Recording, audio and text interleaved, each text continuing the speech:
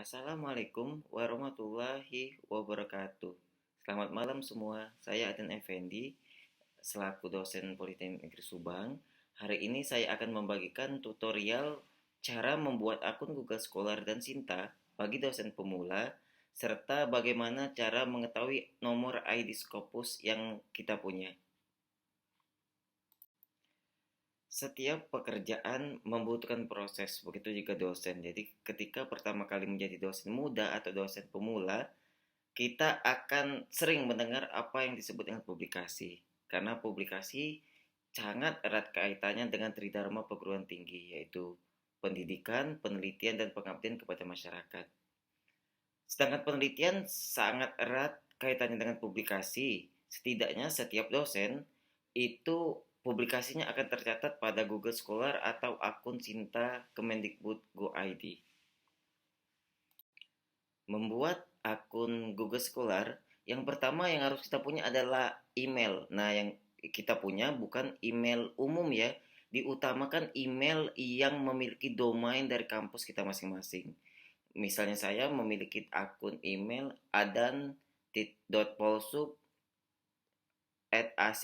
Nah, seperti itu. Jadi, memang diutamakan akun-akun yang memang terpaut atau bersangkutan dengan kampus atau institusi kita bekerja sekarang. Selanjutnya, teman-teman dosen bisa melihat atau mengklik di pojok sebelah kanan atas itu ada tulisan akun saya. Nah, di situ kita bisa mengklik, kemudian kita bisa meregistrasi untuk mendaftarkan akun di situs Google Scholar kita. Selanjutnya, setelah itu kita akan mengisi nama institusi, nama lengkap, alamat, email, kemudian publikasi-publikasi yang sudah kita punya. Kemudian yang terakhir kita harus mengklik make my profile public sehingga mahasiswa, teman-teman dosen lain bisa melihat beberapa karya yang sudah kita ciptakan. Yang keempat itu melengkapi data. Secara umum, kebanyakan dosen atau peneliti memang menggunakan foto-foto profil yang formal di dalam memasang foto di akun Google Scholar mereka. Sehingga sangat disarankan untuk menggunakan foto-foto formal yang kita punya. Mengapa sih dosen muda atau dosen pemula harus memiliki Google Scholar? Ya ini, karena Google Scholar terpaut dengan akun-akun lain yang dimiliki oleh kementerian kita. Sehingga judul paper, nama penerbit, tahun terbit, terpaut dengan jurnal, jumlah peneliti lain, high index yang kita punya, teman-teman penelitian kita akan erat kaitannya dengan prestasi yang kita punya di bidang penelitian. Sehingga sangat disarankan untuk dosen-dosen muda mulai melakukan atau membuat akun Google Scholar agar akun ini bisa terpaut langsung untuk melihat seberapa banyak kinerja penelitian yang sudah kita publikasi di setiap tahunnya. Perlu diketahui publikasi sangat penting bagi dosen pemula karena ketika pertama kali bekerja sebagai dosen kita membutuhkan setidaknya satu publikasi nasional atas nama kita sendiri di nama pertama agar kita dapat naik tingkat dari dosen biasa ke dosen AA atau asisten ahli. Kemudian kita membutuhkan 2 tahun untuk menuju lektor atau LK dan untuk menuju sertifikasi dosen.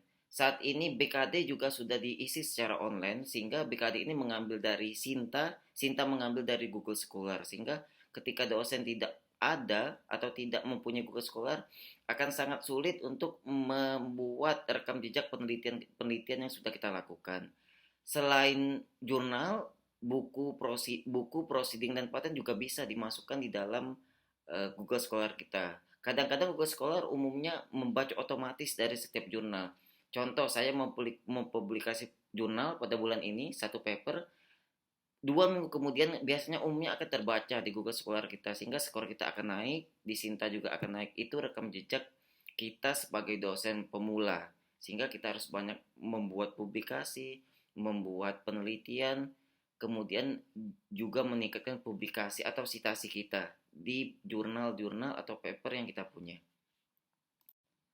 Baik, setelah membuat Google Scholar, kita harus juga membuat akun Sinta. Apa itu akun Sinta? Sinta adalah Science and Technology Index. Jadi di sini semua peneliti, penulis, dosen bisa melihat kinerja pribadi, publikasi mereka, kemudian kinerja jurnal, kualitas jurnal, masuk dalam indeks apa jurnal yang akan kita punya atau kampus yang punya.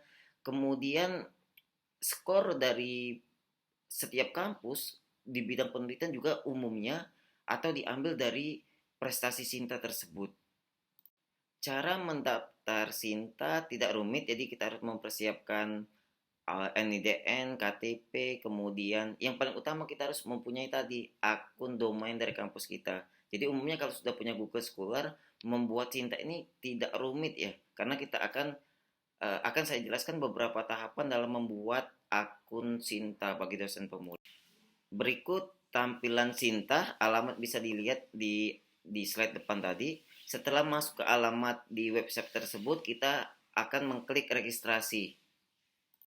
Setelah registrasi akan ada beberapa isian yang harus kita isi, mulai dari nama kampus, nomor KTP, email dan lain-lain. Salah satunya di sini ada Google Scholar URL atau ID, sehingga kita tinggal mengcopy paste ID Google Scholar kita. Karena saya bilang tadi, Sinta membaca publikasi dari Google Scholar, sehingga kita wajib mempunyai Google Scholar dulu baru kita membuat akun Sinta bagi dosen pemula. Setelah mengisi, artinya kita sudah mempunyai akun, kita juga dapat banyak melihat atau berkelana di di website Sinta tersebut. Salah satunya kita bisa melihat afiliasi atau kampus kita. Udah peringkat berapa atau seberapa banyak sih publikasi yang kampus kita punya saat ini. Contoh saat ini saya mengambil kampus saya yaitu Politeknik Negeri Subang. Ini ada rekam jejak di 3 tahun terakhir dan secara umum bahwa kami kampus baru berdiri di 2014, aktif di 2015 dan saat ini masih sudah masuk di klaster media untuk di bidang publikasi. Jadi cukup baik untuk rekam jejak penelitian yang dibuat oleh dosen-dosen yang ada di kampus.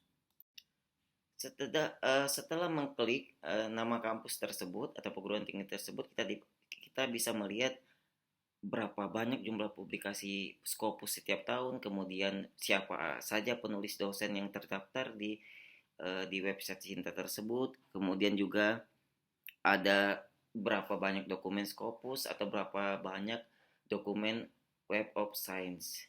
Nah, di sini kita bisa melihat banyak tentang prestasi atau publikasi yang sudah diterbitkan oleh dosen-dosen yang ada di kampus tersebut. Setelah mengklik authors di kampus Politeknik Negeri Subang, nanti akan kelihatan ada beberapa deret nama-nama dosen beserta skor dan publikasinya. Yang saya contohkan adalah akun saya. Jadi saya HI Index itu mempunyai 1, kemudian untuk Google Scholar itu mempunyai HI Index 5. Apa itu HI Index dan bagaimana cara meningkatkannya nanti saya jelaskan di video-video berikutnya. Baik, ini tampilan akun saya. Saya aktif mulai menulis di 2016-2017 ya, pada waktu masih kuliah S2, ada beberapa publikasi bersama dosen. Bisa dilihat di akun saya, saat ini masih di peringkat pertama untuk di peringkat institusi. Secara peringkat nasional saya di peringkat 15.568 ya. Kemudian di sini terlihat publikasi nasional saya.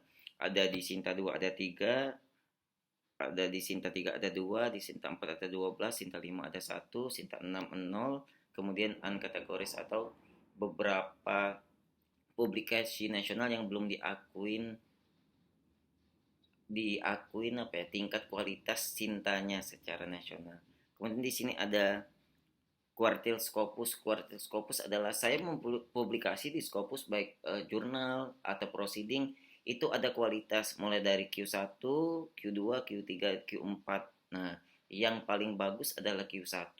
Jadi ketika kita dari lektor mau menuju, kita S2 saat ini, kita dari lektor mau menuju lektor kepala, sangat berat. Kita harus mempunyai 2 publikasi, setidaknya Q2 itu mempunyai 2. Kalau tidak mempunyai itu, kita wajib menunggu 4-5 tahun mengajar dulu, mengumpulkan kum, baru kita bisa disetarakan. Beda dengan teman-teman yang sudah lulus S3 kemudian menjadi dosen, sehingga dia bisa setara dengan lektor kepala ya, sehingga tidak wajib untuk menyelesaikan tugas dari 2 kuartil Scopus tersebut. Setelah mempunyai akun cinta, kita wajib mengupdate profil kita. Untuk apa mengupdate? Ada beberapa isian yang harus diisi agar akun cinta ini, skor yang kita publikasi itu otomatis masuk ke akun cinta kita. Ini contoh ID URL di Google Scholar, kemudian ada researcher, Pablon, dan satu lagi Garuda ID. Ini bisa, akun ini bisa dibuat. Nah, berbeda dengan yang saya kotak warna merah, akun Scopus. Scopus tidak bisa mempunyai akun Scopus tanpa kita mempunyai satu publikasi di yang terindeks Scopus. Sehingga khusus untuk Scopus kita harus membuat satu publikasi dulu, baik proceeding atau jurnal yang terindeks Scopus, bukan terindeks pada jurnal-jurnal predator atau jurnal-jurnal yang ya dalam tanda kutip bisa dibilang tidak Scopus tapi pernah Scopus atau sudah berhenti mempunyai status Scopus. Selanjutnya kita bisa mengecek apakah kita mempunyai ID Scopus atau tidak. Kita masuk ke alamat website Scopus yang resmi seperti tertera pada gambar. Apa itu jurnal Scopus? Jadi jurnal Scopus atau Scopus adalah suatu data center atau database yang bersifat ilmiah, sudah diakui secara internasional. Kemudian kenapa sih dosen wajib ke Scopus? Ya karena ini skornya besar, kemudian diakuin, kualitasnya juga terjaga, sehingga boleh dibilang target dari dosen-dosen muda ya Scopus. Seperti itu. Kita harus masuk ke halaman Scopus, www.scopus.com, home URL. Setelah kita masuk di website tersebut, kita mengetik author search, kemudian menuliskan nama belakang dan nama depan kita, kemudian baru kita mengelik search di atas, di tengah sebelah kanan ya. Akan tampil nama kita dengan catatan apabila kita memang pernah mempublikasi minimal satu di Scopus. Kalau kita tidak pernah mempublikasi, tidak akan keluar nama kita dan kita tidak akan mempunyai ID Scopus saat ini. Jadi kita harus mempublikasi setidaknya satu jurnal atau proceeding yang terindeks Scopus terlebih dahulu. Berikut contoh akun Scopus saya. Jadi kelihatan di sini ada 8 dokumen Scopus yang setiap tahun ya ini beberapa yang diakui oleh Scopus, ada beberapa jurnal dan beberapa proceeding yang pernah saya ikutin, sehingga kita harus mempunyai rekam jejak Scopus apabila kita ingin mempunyai ID Scopus. Setelah saya scroll ke bawah, dilihat beberapa nama teman-teman peneliti saya, kemudian saya klik salah satu contoh nama berikut untuk melihat dia mempunyai satu publikasi dan bagaimana sih cara mengetahui ID Scopusnya. Baik, setelah diklik akan tampil seperti ini bahwa atas nama tersebut mempunyai satu dokumen Scopus ya, dengan nama kedua. Apakah bisa mempunyai ID Scopus? Mari kita lihat pada slide berikutnya. Pada halaman tersebut, klik HTTP atau URL pada halaman tersebut ya. Kemudian dilihat ada 10 angka terakhir. Nah, itu adalah ID Scopus. Jadi ketika kita masuk di dalam akun Scopus, baik nama pertama, 2, 3, 4, 5, 6, 7, ketika dia memang sudah pernah satu kali mempublikasi Scopus setidaknya, dia akan mempunyai ID Scopus. Nah, ID Scopus inilah yang akan kita copy paste ke akun Sinta kita. Agar setiap kali kita publikasi, akun Sinta kita akan membaca, wah ini Scopus baru. Kemudian akan menambahkan skor dari publikasi yang telah kita lakukan.